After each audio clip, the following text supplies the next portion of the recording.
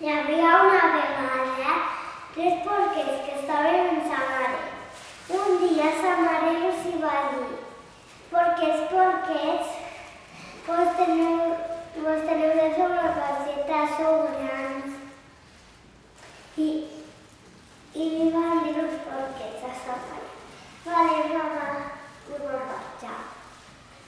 Un dia el porquet va veure un home que tenia palla i li va dir: home, mereixes un porquet de palla. I li va dir: claro que sí, compre. I se la va agafar. Entre este porquet va veure a un home que tenia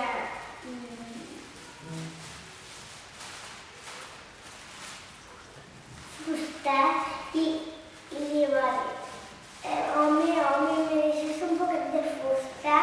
I li va dir: claro que sí, com que bé. I se'n va agafar.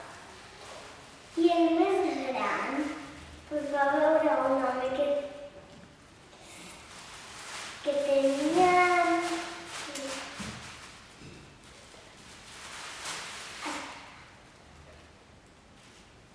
pedra i maons. I després se la va agafar. I el més petit se'l va acabar.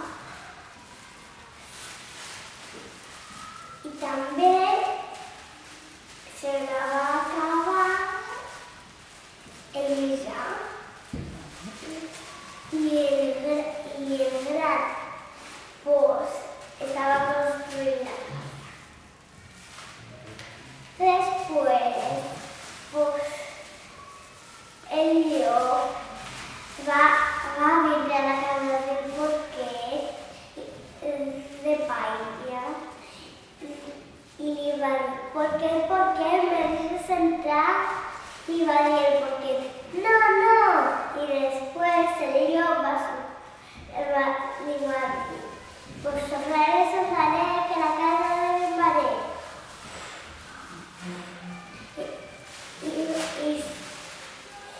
I va caure.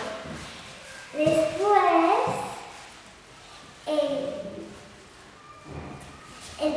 el porquet se'n va anar corrents a la casa de son germà i després va veure el llop i li va dir: porquet, me deixes entrar? Va dir: no. I després va dir el llop al porquet: pues sofraré que la casa de mi mare. I va caure. Després els 2 porquets van anar corrents a la casa de son germà gran i va vindre el llop i li va dir: porquet, me deixes entrar? I li va dir el porquet: no. Pues li va dir el llop: sofraré que la casa de mi mare. I no va intentar més, però no va arribar. Després tenia una idea.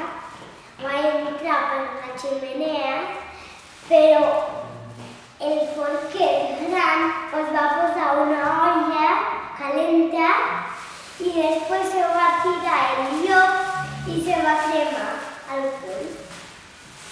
I va marxar corrents.